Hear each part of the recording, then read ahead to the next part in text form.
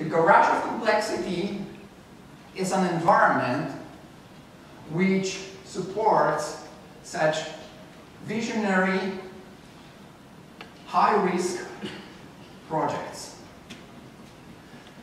And especially the interdisciplinary ones having the practical applications. The initiative, environment, project, call you as you wish. What is important about that the garage arose from necessity in the process of self-organization. And we are strongly convinced that the garage-like approach to science is beneficial to all of us. And you may ask, what has the notion of garage to do with that? Okay? Let me explain an example. If you have a great idea and you want to start something new to realize this idea, you need a place to do that. And often the garage is the best possibility. For example, if you want to create your own rock band, you need a place to practice a lot. Of course, you can practice at home, but your flatmates would kill you shortly. I mean, because you have to practice at the beginning a lot, and you will make a lot of noise. You may rent professional rehearsal room, but that's expensive. And the only and the best possible place to realize the project, to expand your musical ideas, is the garage. And you can learn a lot in the garage. You can come to the garage with your raw musical idea, and then through the interaction with your colleagues, you may shape the final form of your idea. This is one possibility. Another is that you just come to garage to jam a bit with your buddies, and then in the process of exploration of musical territories, you will find the riff, the one which will catch people's hearts and minds, which will rise the garage band to the greatest world's arenas. And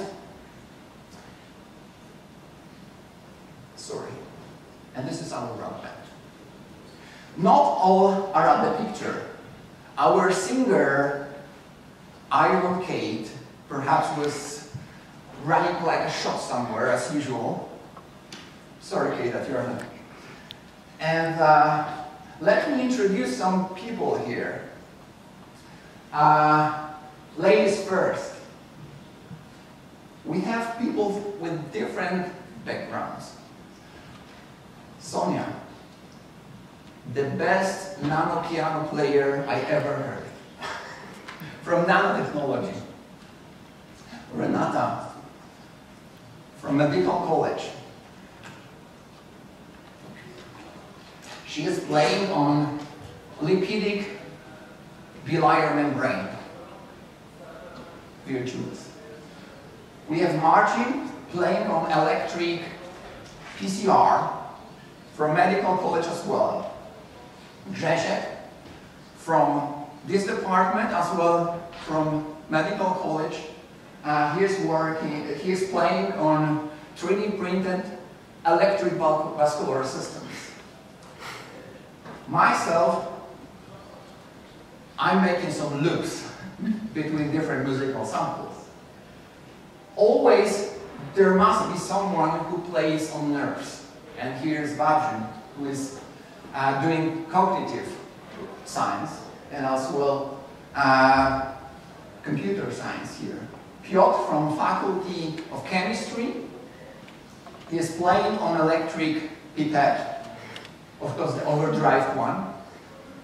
And Arthur, apparently calm student of theoretical physics here. In garage, he is leading soldering iron player. And Piotr, finally, arithmetic section, theoretical physics here. But there is much more bands around the world having the same ideas in mind as we have.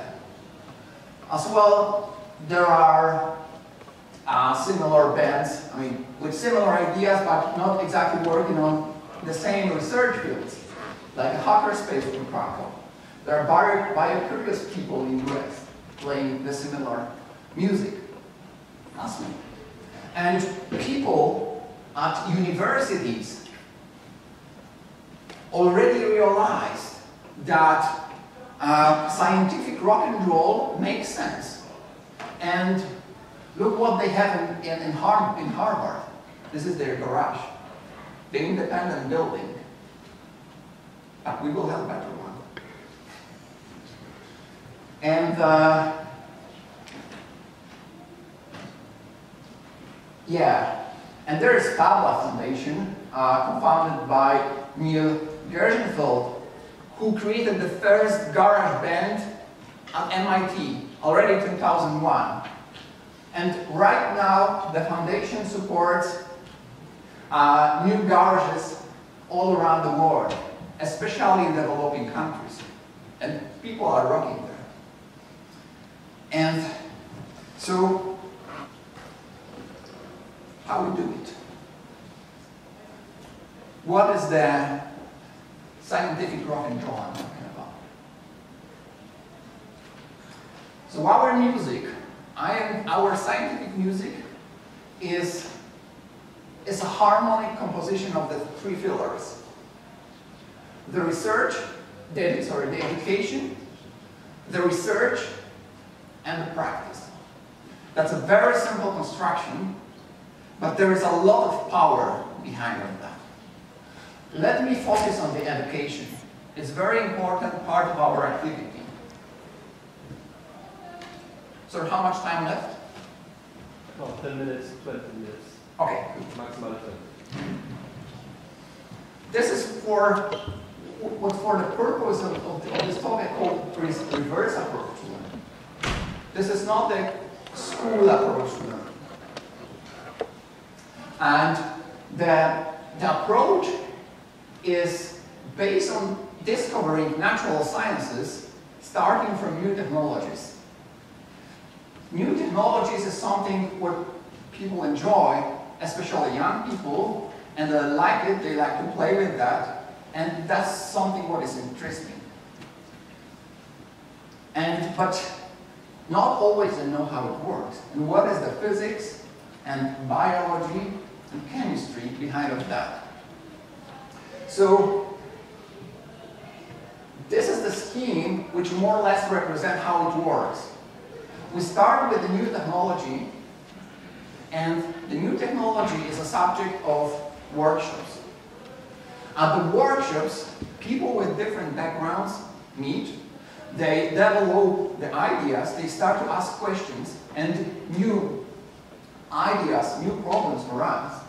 And then